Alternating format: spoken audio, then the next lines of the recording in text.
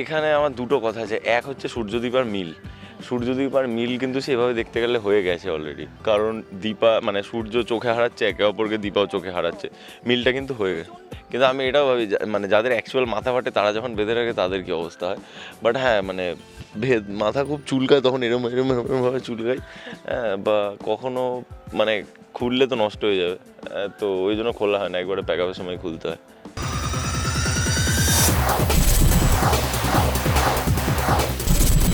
অবশেষে অপেক্ষার অবসান ঘটিয়ে সকলের প্রিয় সূর্য আবার ফিরে এসেছে এবং বৃষ্টির পর বাইরেও দেখতে পাচ্ছেন সেই সূর্যর তেজ, যদিও হালকা।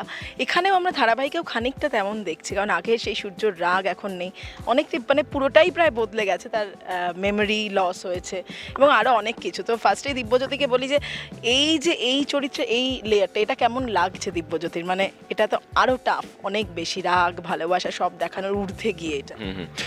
এটা কোথাও আমার মনে হয় একটা মানে এটা আমি করতে গিয়ে চাইল্ড সাইকোলজি থেকে কিছু জিনিস প্লে করার চেষ্টা করছি, যেটা আমাকে আমার ক্যাপ্টেন মানে আমাদের অনুপম দা ডিরেক্টরও সেটা বললেন যে আমার মানে আমি পুরোপুরি স্মৃতি হারিয়ে গেছে বলতে আমার, হ্যাঁ স্মৃতি হারিয়ে গেছে, আমার নাম মনে নেই, আমার অকুপেশন কি, আমার স্ত্রী, জায়গা স্থান কিছুই মনে নেই, তবে রিফ্লেকশনগুলো এখনও ঠিক আছে। রিফ্লেকশন ইন দ্য সেন্স তোমার ধরো মানে মানুষের যখন স্মৃতি চলে যায়, বাট মানে বডি যেগুলো শিখেছে, ধরো সাঁতার হোক, হ্যাঁ, বা সেটা দৌড়াদৌড়ি হোক, মানে যাই হোক কোনো স্পোর্টস রিলেটেড কিছু স্কিল বডি যেটা শেখে সেটা ভোলে না, তো সেগুলো সূর্য ভোলেনি।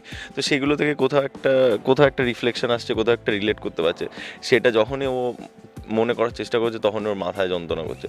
তো আমি মানে আমি যখন শুনলাম যে সূর্য আবার ফিরে আসছে, তো আমি দুদিন আগে খবর পাই যে পরশু দিন আমার কল টাইম আছে, তো আমি ফিরে আসি, বাট আমি ভাবিনি যে এরকম কিছু একটা, হ্যাঁ আমি ভাবিনি যে এরকমভাবে সূর্য ফিরে আসবে, আমি ভাবিনি সূর্য এরকমভাবে ফিরে আসবে।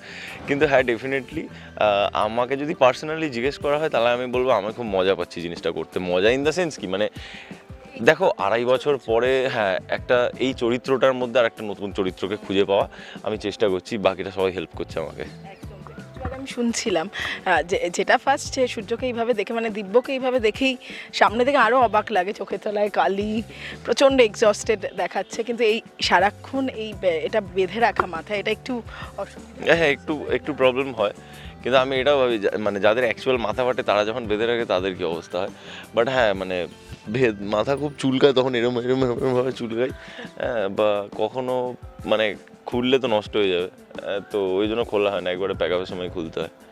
আর একটা জিনিস যেটা আমি দেখছিলাম যে এই গল্প অনুযায়ী যেটা দীপাকে দেখানো হচ্ছে যে সে প্রত্যেকটা মানুষের উপর সহানুভূতিশীল, যারা এই অ্যাসাইলামে আছে, যেটা আমরা জানি যে যারা মানসিকভাবে অসুস্থ তাদের প্রতি কিন্তু সমাজ এইভাবে সবসময় ট্রিট করে না দিব্য, মানে দেখেছি সেটা হাসাহাসি, যে পাগল বলেই সেটা হাসাহাসির জায়গায়, সেটাও বোধহয় একটা মেসেজ দিচ্ছে এই ধারাবাহিক, যে এইভাবে একটু সহানুভূতি দিয়ে আর কি তাদের ট্রিট করা উচিত।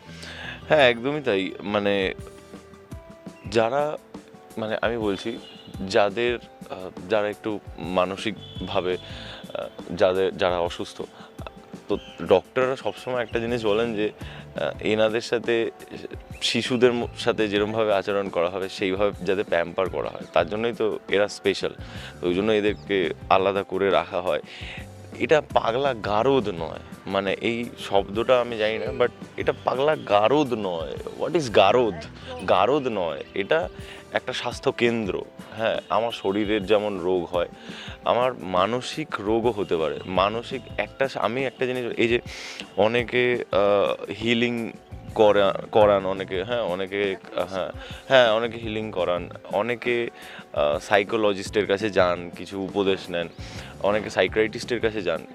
তো সাইকিয়াট্রিস্টের কাছে যাওয়া মানে আমি পাগল নই, হ্যাঁ, বা আমার মাথা খারাপ হয়ে যায়নি। এটা হচ্ছে মনের যত্ন নেওয়া। শরীরের যত্ন কেউ নিচ্ছে তার মানে কি শরীরে, ও বাবা ও ছেলেটা এত শরীরের যত্ন নিচ্ছে কেন, তার মানে অসুস্থতায় যত্ন নিচ্ছে না তো। তেমনি কেউ যদি মানসিক যত্ন নেয় মানসিক ডাক্তারের কাছে গিয়ে, তার মানেই সে মানসিক রোগী নয়। হয়তো সে নিজের মানসিকভাবে নিজের প্রেশারগুলো কীভাবে হ্যান্ডেল করবে, অথবা পারিপার্শ্বিক যে চাপগুলো সেগুলো কীভাবে হ্যান্ডেল করবে, নিজের ব্রেনটাকে ওইভাবে ট্রেন করার জন্য যায়। এবার মানে এটা কখনোই আমি বিশ্বাস করি না যে কেউ সাইকিয়াট্রিস্টের কাছে যাচ্ছে বা 2-3টে ওষুধ খেয়ে যে মানে সে পাগল হয়ে গেছে, এরকম একদমই ব্যাপারটা নয়। তো সূর্যর কাছে সূর্যর সাথে যেটা হয়েছে সেটা হচ্ছে মেমোরি লস। যেটা মনে পড়ছে ওটা নেগেটিভে মনে পড়ছে, মানে কোনো কালার নেই, কোনো অবয়ব মনে পড়ছে, শুধু মুখগুলো মনে পড়ছে না। তো সেটা ওর কাছে আরো একটু মানে আরো অনেক পেনফুল। বলছে বাড়ি যাবো, কিন্তু বাড়িতেও চেনে না। দিব্যজ্যোতি মনের যত্ন নেয় আলাদা করে? মনে যত্ন না নেওয়ার আমি তো 3টে জিনিস সবসময় বিশ্বাস করি। একটা হচ্ছে আমাদের স্পিরিচুয়াল কেয়ার, একটা হচ্ছে হেলথ কেয়ার, আর একটা হচ্ছে বুদ্ধির চর্চা, যেটা বুদ্ধির কেয়ার। বুদ্ধির জন্য তোমাকে ভালো জিনিস দেখতে হবে, ভালো ইন্টারভিউ শুনতে হবে, ভালো গানও শুনতে পারো, ভালো বই পড়তে হবে, ভালো সিনেমা দেখতে হবে। এটা হচ্ছে বুদ্ধি গেল।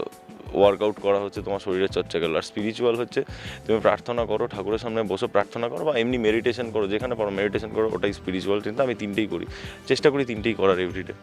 এই যে করেও আমি বলছি কখনো ডিপ্রেশন বা খুব মন খারাপ সেটা হলে তখন কি করে, বা সেটা হয়েছে যে এরকম পর্যায়ে গেছে যে আমায় চিকিৎসকের কাছে যেতে হচ্ছে?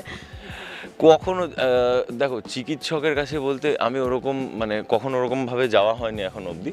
বাট হ্যাঁ, মানে আমার দাদা, মা, আমার বাবা, হ্যাঁ, তো বা আমার থেকে বড়রা যারা কেউ আছে, তো তাদের সাথে আলোচনা করি যে মানে আমি যে কোনো প্রবলেম বলছি, শারীরিক মানসিক যে কোনো প্রবলেম, তাও আমি তাদের সাথে আলোচনা করি যে এটা এটা এরকম এরকম হয়েছে। তো তারা আমাকে সাজেশন দেয়। তো তারা তখন তারা মানে আমার মানসিক কেয়ার তখন তারা নেয় আর কি। তো তারা সেই সাজেশনটা দেয়, আমি সেইতে পার্সিউ করি। একদম। তো যেটা শেষ করব, সূর্যর ফিরে আসা থেকে সকলে যেটা ভাবছে যে তাহলে কি আবার সূর্যদীপা সেই আগের জায়গাটা ফিরে যাবে, নাকি মনে পড়লে আবার রাগ কোনটা, মানে সেটা নিয়ে দর্শকেরাও আর কি চিন্তায় রয়েছেন কোনটা হবে, এটাই বোধহয় আসল অপেক্ষার মানে করা উচিত এই কারণটা নিয়ে। কি বলবেন? দেখো, এখানে আমার দুটো কথা আছে। এক হচ্ছে সূর্যদীপার মিল। সূর্যদীপার মিল কিন্তু সেভাবে দেখতে গেলে হয়ে গেছে অলরেডি, কারণ দীপা মানে সূর্য চোখে হারাচ্ছে একে অপরকে, দীপাও চোখে হারাচ্ছে, মিলটা কিন্তু হয়ে গেছে। হ্যাঁ, প্রচণ্ড পজেসিভ। হ্যাঁ, দেখি না, খাবার থালা ছুঁড়ে ফেলে দিচ্ছে। হ্যাঁ, তো মিল কিন্তু হয়ে গেছে সেরকমভাবে দেখতে গেলে। বাট এবার স্মৃতি আসার পরে কি হবে আমি তো জানি না। না, মনে হয় না রাগ করবে না, না ওটা আর হবে না। আর রাগ করবে না? হবে না মনে হয়, ওটা করবে না। না অত এটা হবে না, অন্য কিছু হবে, বাট এটা হবে না। Thank you. যাক, রাগ অভিমানটা এবার এবার একটু কমবে, এটা বলা যায়, তাই তো?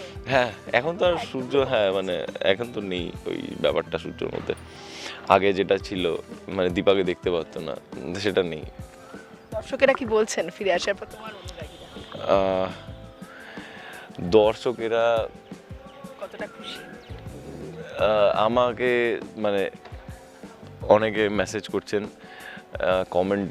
কমেন্টেও দেখেছি আমি ফেসবুক বা ইনস্টাগ্রামে, কখনো কমেন্ট দেখলে, হ্যাঁ, তো ওয়েলকাম হোম এরকম, অথবা সূর্য আবার যথাস্থানে, হ্যাঁ, প্রস্ফুটিত হয়েছে, এরকম টাইপের কিছু। তো এরকম আর কি। তো এগুলো ভালো লাগে দেখতে, পড়তে, শুনতে ভালো লাগে। অবশ্যই শেষ করব, কিন্তু দেখতে দেখতে আর একটা বিষয়, 700 পর্ব পেরিয়ে গেল এই ধারাবাহিক, মানে এই সময়ে কি বলবে সেটা দিয়েই শেষ করবেন, কি বলবে? এখানে প্রথম কথা আমি যেটা বলতে চাই সেটা হচ্ছে আজকে 700 এপিসোড অনুরাগের ছোঁয়া কমপ্লিট করছে আজকের এপিসোড দিয়ে। বাট এটা অ্যাকচুয়ালি 700 হয় না, এটা 800-র ওপরে হয়, প্রায় 800 হয়। তার কারণ হচ্ছে আমাদের সিরিয়ালটা একদম শুরুর দিকে 5 দিন হতো। তো আমরা তো 1 বছরের ওপরে 5 দিন ছিলাম। তো সেখান থেকে 52x2 হলে 100-র অনেক ওপরে হচ্ছে, 104 হচ্ছে, প্লাস আরও কয়েক সপ্তাহ, মানে আমরা 800+ দাঁড়িয়ে আছি যদি সেভাবে দেখতে হয়। তো আমরা ওই সানডে আর হচ্ছে ওই স্যাটারডেগুলো যদি অফ করে দিই তাহলে ওই 700 হচ্ছে। না হলে যদি অনুরাগের ছোঁয়া যদি প্রথম থেকে 7 দিন হতো তাহলে এতদিনে 800 কমপ্লিট হয়ে যেত। বাট স্টিল আমরা প্রচণ্ডই হ্যাপি। আমি সবসময় একটা কথা বলি যে আমি অনুরাগের ছোঁয়া থেকে অনেক কিছু আশা করেছিলাম, তার থেকে আমি অনেক বেশি পেয়েছি। তো হ্যাঁ, ডেফিনেটলি 2024-এ দাঁড়িয়ে 700 নম্বর এপিসোড সেটা লিখে পোস্ট করতেই একটা বিরাট গর্ব হচ্ছে, একটা বিরাট ব্যাপার, মানে সত্যিই বিরাট ব্যাপার।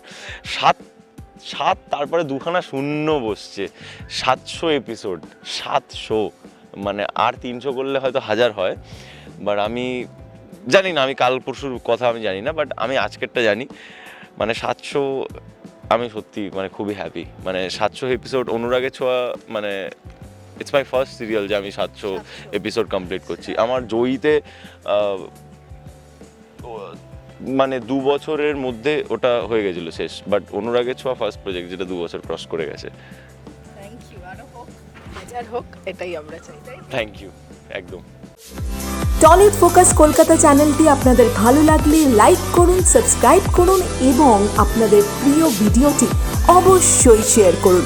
Tollywood focus Kolkata.